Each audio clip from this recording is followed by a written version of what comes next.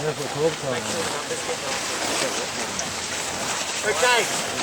so when we're looking at snowboarding in Australia, 4 main skills: stance, edging, rotation, pressure control. Quite similar. Twist, pivot, tilt. We know those words. It's very important when it comes to stance. It really is determined by the snowboard. If you tend to, and you can give yourself some room, if you're going to have a wide duck stance, that's going to have an influence on how you can move on your snowboard, isn't it? If you have a reasonable duck stance, like myself, I'm going to draw this little line.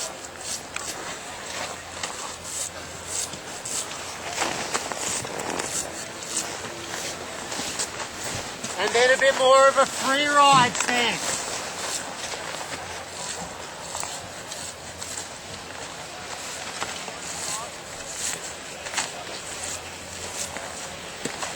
Can you see the difference in the way the bindings are pointed? If we look at the duck stance first, quite neutral, feet slightly pointed out. If we roll our knees forward, they go outwards over the toes, don't they? Balls of the feet. So we get good pressure along most of the edge. As we come back onto the heel side, where's the pressure point and the balance point? In the middle a little bit. Agreed? When we have a look at the free ride, when we put our toe edge forward, where do the knees tend to head? Forward, to the toe side direction. When we come onto the heel side, when I bend, where do my hips move towards? The tail of the board. So when it comes to our exams, we have a lot of turning in our exams, where we find this style of stance really helps. If I sink down on my heel side, I can get good grip on the tail of my board at the end of the turn. When I maybe come up, where am I moving?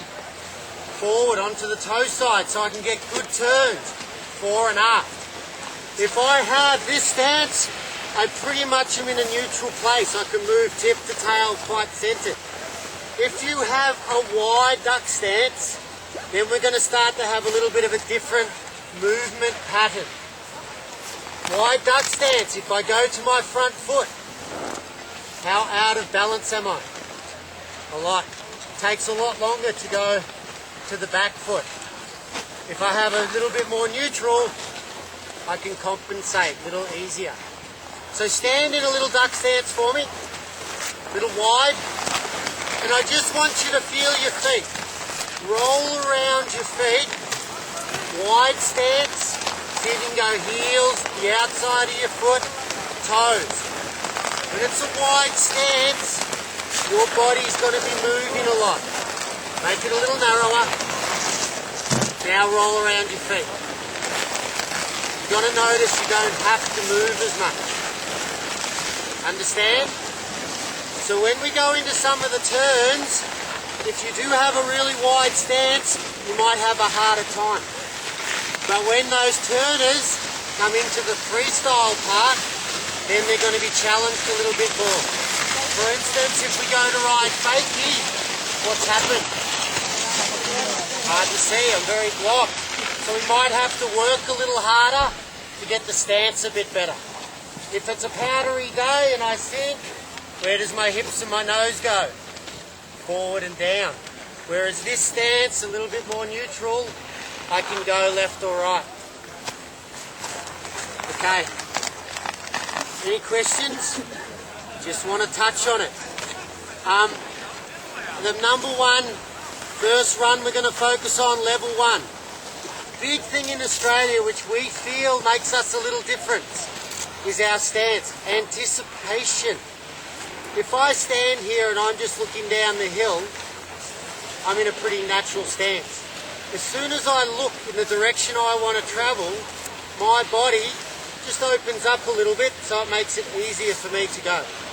You will see us hold this position through our toe side and heel side turn. We will not be moving our body across the board. It'll be very steady. So that stance is always anticipated. Our eyes are always able to look where we go. So that's the first thing we'll look at, stance. Next we're going to look at edging. I think what makes us a little different. We don't flex our ankles down a lot and collapse them.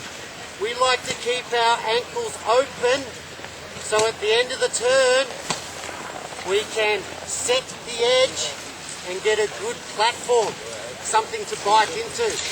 If we press down, we don't have an edge. In Australia, if you do this, the conditions are like this. It's gonna slip. So we like to stay on top. So stance is anticipation. Edging, watch our ankles. Rotation, early on. You're gonna see the full body. As we progress, it's going to become more lower body and legs. Our lower body is our core, hips and legs.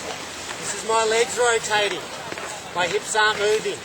My lower body is hips and legs. That'll become a lot quicker as we go up. Last but not least, pressure control in Australia is down to work the edge, up to release and change the edge. 90% of our turns, we're going to sink down, come up and release. Sink down, up and release. As we go through the levels, we are not going up. Where are we all on? A hill. We're moving forward and down the hill. That's why at level 4, we attack it. We really do try to travel down the hill. There's some of the key differences that we hope you will see in the next 3 to 4 runs.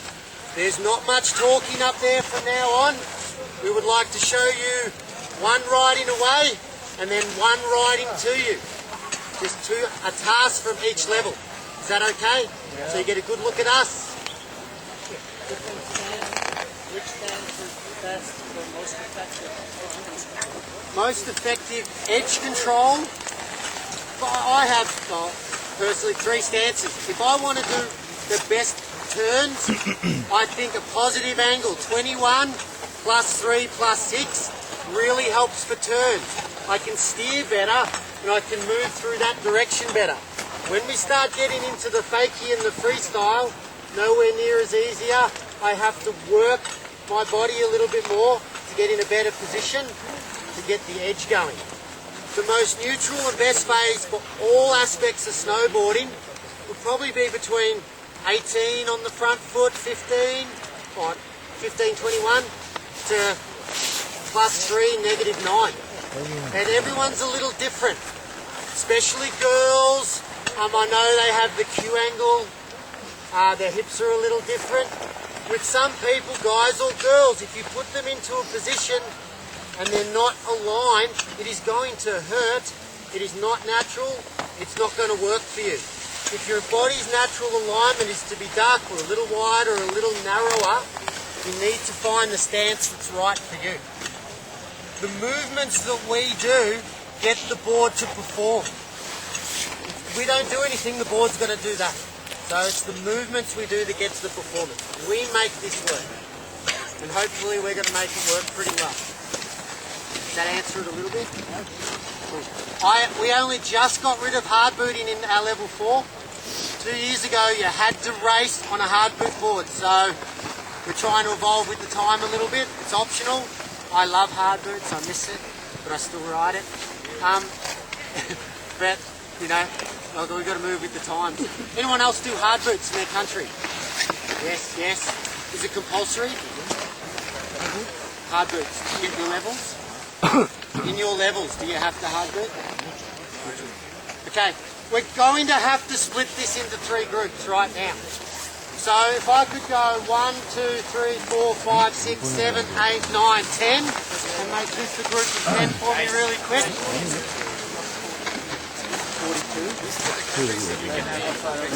Yes, if you want to mix your countries, that's fine. Do you guys want to mix up? Yeah. If you want to mix up, that's okay.